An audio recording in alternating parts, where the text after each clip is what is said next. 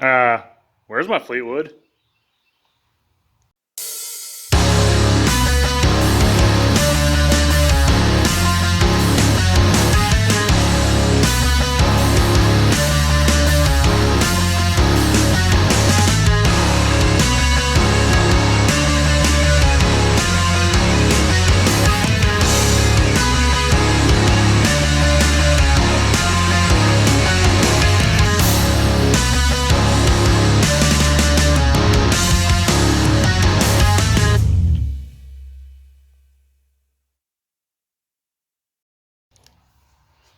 Dude, where's my Fleetwood?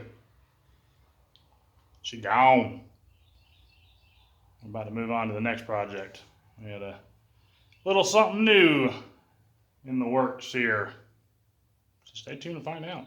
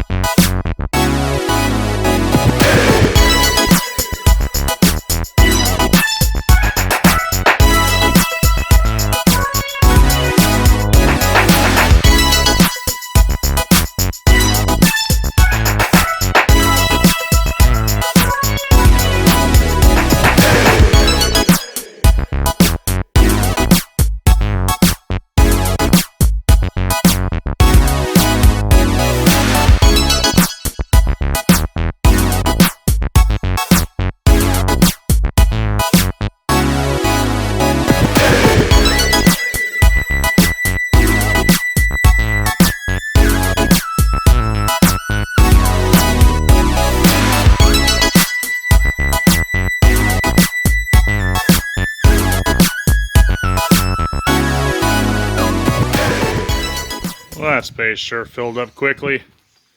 I'm gonna need a bigger shop. It's a tight fit, but it's in here. Believe it or not, this thing is shorter than my Fleetwood. With my Fleetwood in here, I couldn't walk behind the car to get over to my toolbox. I'd have to open the doors. I'm gonna give my welder a break this time. The customer bought a bolt-in kit from BC Fab. Looks pretty good. Got some Vire 485 air compressors. We're gonna throw it all in.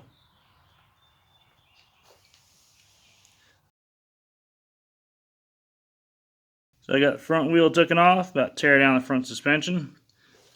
Got the brake caliper off. I was trying to be smooth and just slide it behind a spindle, hanging on the frame out of the way. That way I don't have to take off any of the hoses, have to re-bleed anything. I don't see a need to undo the brake line, so I'm not going to do it. But the problem is that caliper doesn't fit through that opening. So I'm going to do what I know I'm going to forget to do when I put it back together. I'm going to have to take it all back apart again. And I'm going to undo that top ball joint, pull the brake hose through that little opening, hang it over here. And when I get everything put back together, I'm going to realize that caliper's still sitting over there. And I was like, oh, yeah, I forgot to put that through there. So we'll see if that happens or if I get it right the first time. And if I don't get it right the first time, I'm going to tell you guys I did. So I'm getting ready to take the shocks off. And I got to tell you guys, this thing right here is a game changer. I have always struggled with shocks until I found this thing. Made to pretty much do every kind of shock you can think of. I got it at O'Reilly's years and years ago. I doubt they even carry it anymore. I'm going to see if I can find a link and post it up for you guys where to get it. But I've struggled with shocks, like I said. Most of the time you get a wrench on them or a socket, and the shock just spins. You can't get a hold of it. This thing kind of grabs it two different ways, and I'll show you how it's done. So as you might be able to see, there's a little indentation on the top of that shock. That's where those come in handy. Those fit down on it. That one does not fit. And that one does fit. And as you can see on the bottom of that, it's just like a socket. And it slides over it all, and slides over that nut. And what it does, it allows you to hold the stud while turning the nut. That way, nothing slips. So it's a pretty awesome little invention. It makes changing shocks out a lot nicer. Granted, on this car, the metal fender well is in the way. So it works on pretty much every other vehicle except this one. Most of the time you can't get to them this easily. But I'm going to just throw a pair of vice grips on the top and a ratcheting wrench on the bottom and get it done. Alright, we got our upper ball joint bolt loose. Got our brake caliper off. Well, loose. Got our sway bar loose. Got our shock out from the top and the bottom. Pulled the shock. Now I'm going to bust this ball joint. It's pretty loose already. This probably hadn't been tightened up that long ago. So it came right apart. So I'm going to drop the A-arm and hopefully the spring will come out. If not, I'll have to compress it. But we're going to roll the dice and see. Well, that was fun. Not. Yeah, I hate pulling springs. That's the worst thing about building cars. If somebody could cut springs for me beforehand, that's awesome. But yeah, normally I'd torch them. I think he wants to save this stuff just in case he wants to sell the car later. He'll have the original stuff. I'm hoping that's what he says, because if not, I'm going to be kind of disappointed in saving the spring. But yeah, I tried the spring compressor, and as always, it popped off as soon as I was getting ready to pull it out. Fun fact, I had a pretty nice little scar. I'm going to show up on camera. But I had a pretty nice little scar there across my finger.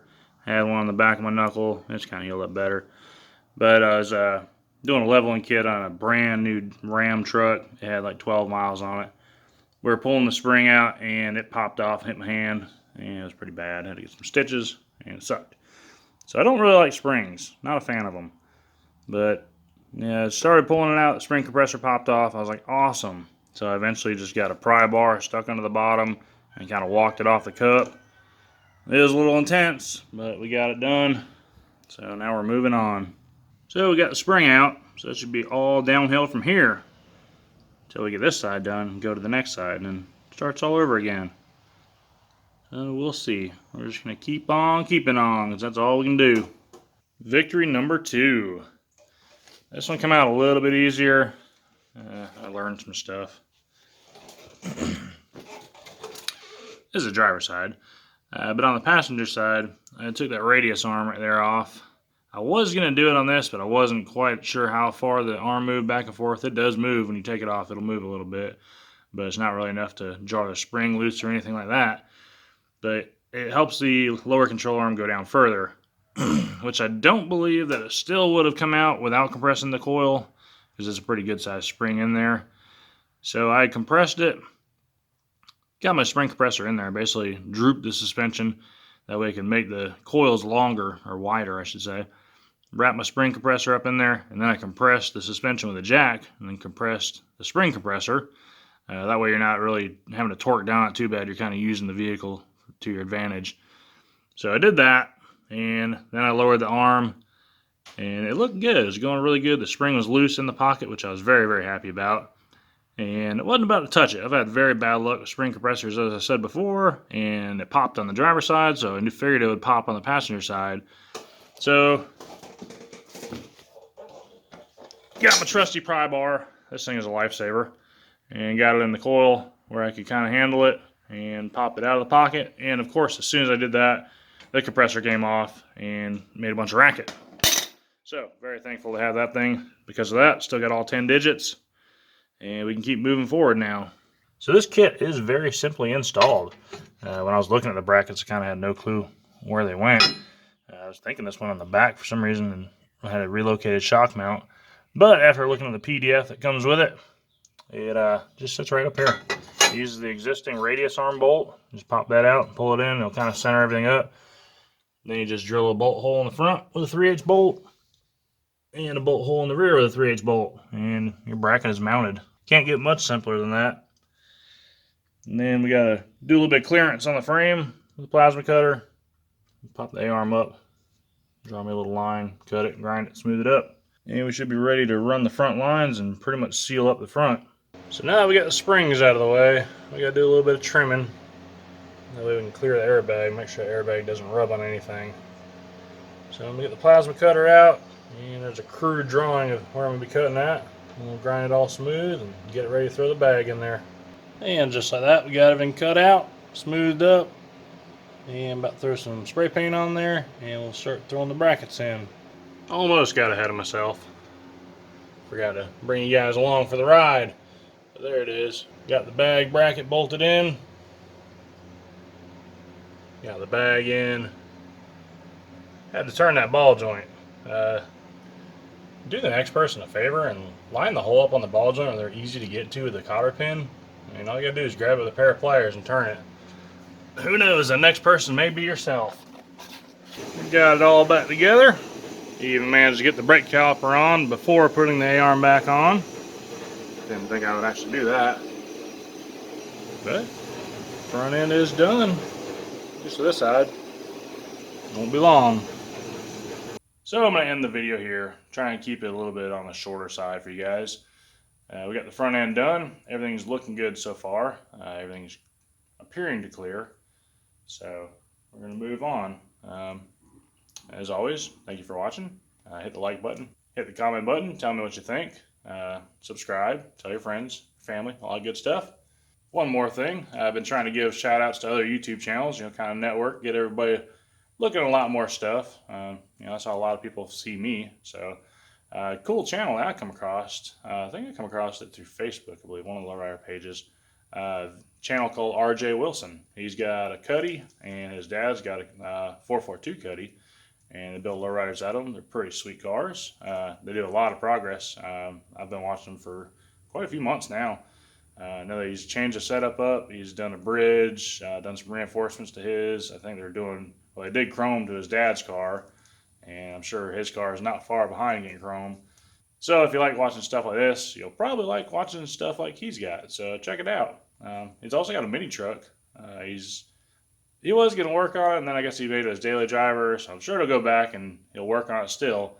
But that's in the books too. So if you're interested in mini trucks, another thing to check out. Until then, yeah, we're going to leave it here. Try to keep this video kind of short. I still got a lot of work to do this car, obviously. So stay tuned for part 2. Hopefully we'll be having it up soon too. And we'll see you on the next one. What seems to be the problem?